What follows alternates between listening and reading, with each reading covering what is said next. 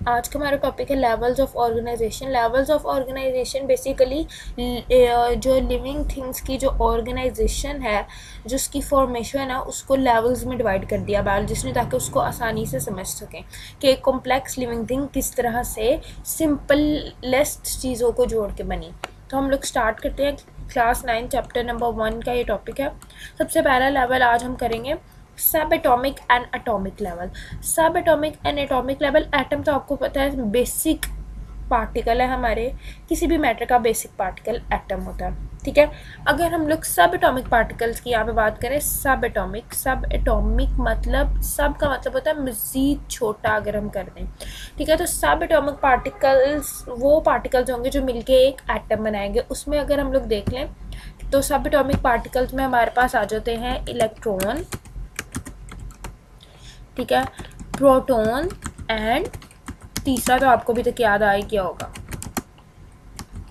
Neutron, ठीक है। Electron, proton and neutron ये बेसिक सब एटॉमिक पार्टिकल्स है। जब ये तीनों यूनाइट करते हैं तो क्या बन जाता है हमारे पास एटॉमिक लेवल बन जाता है, यानी कि हमारे पास बन जाता है एक एटम, ठीक है। तो सब एटॉमिक पार्टिकल्स का आपको पता चल गया, आपको एटम का पता चल गया कि एटम कैसे बनता है। अब हम थोड़ा सा पढ़ते हैं। All types of matters are made up of elements and each element contains single type of atoms। अगर हम लोग किसी भी मैटर को उठा के देख लें, कि इवन वाटर को उठा के देख लें, तो वाटर जो है किससे बना हुआ है, एलिमेंट से बना हुआ है, हाइड्रोजन एंड, मैं यहाँ पे लिख देती हूँ, वाटर किससे बना हुआ है, हाइड्रोजन एंड ऑक्सीजन,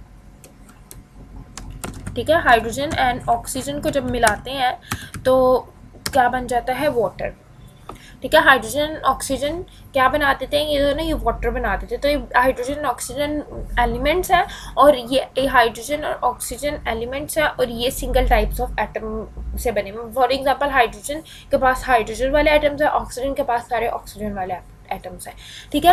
तो इस तरह से the atoms are actually made up of many subatomic particles, जो कि मैंने आपको बता दिया, basic electron, proton and neutrons हैं। और इसके अलावा भी जब आप आगे लेवल पे जाएंगे तो आप इसके अलावा और भी डिफरेंट पार्टिकल्स को स्टडी करेंगे। फ़िलहाल के लिए आपके लिए इतना ही बहुत है कि आप ये तीन को बेसिक सब एटॉमिक पार्टिकल्स को याद करें। अच्छा, अब हम बायो एलिमेंट्स पे आते थे। जैसे कि हमने पढ़ा है कि सारे के सारे जो एटम्स हैं, जो एलिमेंट्स हैं, वो सारे के सारे एटम्स से बने होते हैं, ठीक है। तो एलिमेंट्स क्या हैं, एलिमेंट्स हमें पता है कि 92 जो है ना हमारे पास नेचुरल अकरिंग एलिमेंट्स हैं, जो हमें नेचर से मिलते हैं एलिमेंट्स, वो हैं 92 टाइप्स के, जो डिफरेंट जो सेम एटम्स जुड़ के एक एलिमेंट बनाते हैं, जैसे कि हाइड्रोजन है, ऑक्सीजन है, नाइट्रोजन है, कार्बन है, सल्फर है, ठीक है। तो इस तरह के हमें तकरीबन 92 नेचुरल अकरिंग है, ठीक है। इसके अलावा आर्टिफिशियल भी बहुत से हैं जो कि साइंटिस्ट ने बनाए, लेकिन फिलहाल आपने याद रखना है कि 92 नेचुरल अकरिंग हमारे पास एलिमेंट्स है। उसमें से जो 16 है ना, अगर हम लोग लिविंग ऑर्गेनिजम्स की बात करें तो उसमें से जो 16 है ना, तो वो हमें सारे के सारे लिविंग ऑर्गेनिजम्स में मिलते हैं, ठीक है। 16 आर कोल्ड बायो एलिमेंट्स। इनको बायो एलिमेंट्स क्यों कहा जाता है, क्योंकि ये हमें बॉडी मास, लिविंग ऑर्गेनिज्म के बॉडी मास के अंदर मिलते हैं। जब हम किसी भी लिविंग ऑर्गेनिज्म को उठाते हैं तो हमें उसमें ये 16 के 16 मिल जाते हैं, ठीक है। 92 में से ये 16, इसलिए हम इनको कहते हैं बायो एलिमेंट्स है, ठीक है। अब इन बायो एलिमेंट्स में से जो 6 हैं वो 99% मास बनाते हैं, ठीक है, और बाकी जो रह गए हैं 10, वो सिर्फ और सिर्फ 0.1% मास बनाते हैं, ठीक है। अगर हम लोग टोटल हमारे पास हैं 16 बायो एलिमेंट्स, और 16 में से जो हमारे पास 6 हैं वो 99% टोटल मास बनाते हैं, और जो हमारे पास बाकी 10 हैं वो कितना परसेंट मास बनाते हैं, 1%। फॉर एग्जाम्पल, जस्ट एग्जाम्पल के तौर पे अगर मैं आपको बताऊं कि एक इंसान है, उसका वेट, या एक ऑर्गेनिज्म है, उसका वेट हमने रख दिया है डायरेक्टली 100 kgs रख लेते हैं हम, ताकि हमें पढ़ने में आसानी हो। तो उसमें से जो 90 के जो हमारे पास 99 kgs है वो बनाया होगा ये वाले 6 ने, ठीक है। और बाकी जो हमारे पास रह गया 1 kg, ठीक है, 1 kg वो बनाया होगा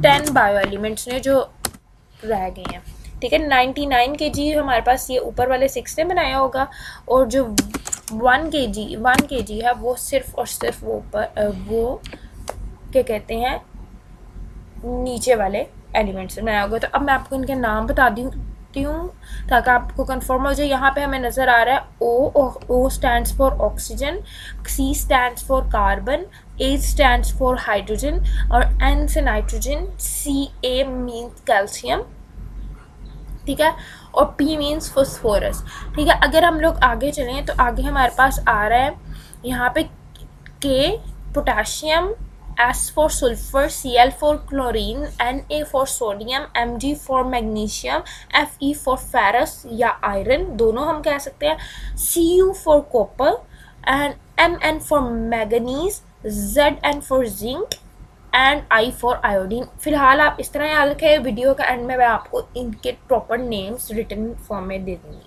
ठीक है। तो हमने पढ़ लिया टोटल हमारे पास 16 बायो एलिमेंट्स हैं, टोटल नेचर में 92 हैं, उनमें से 16 बायो एलिमेंट्स हैं। 16 में से जो 6 हैं वो 99% बना रहे हैं और जो 16 में से 10 है वो सिर्फ और सिर्फ 1% लिविंग मास बना रहे हैं, लिविंग बॉडी का मास बना रहे हैं। अगर हम लोग आगे देखें तो यहाँ पे हमें एक डायग्राम दी गई है बुक के अंदर ही।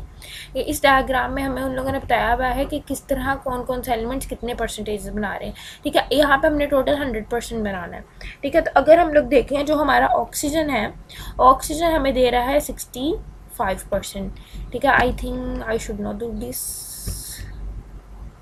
ऑक्सीजन हमारा जो है वो हमें बना के दे रहा है 65% अगर हम लिविंग ऑर्गेनिज्म के अंदर देखें।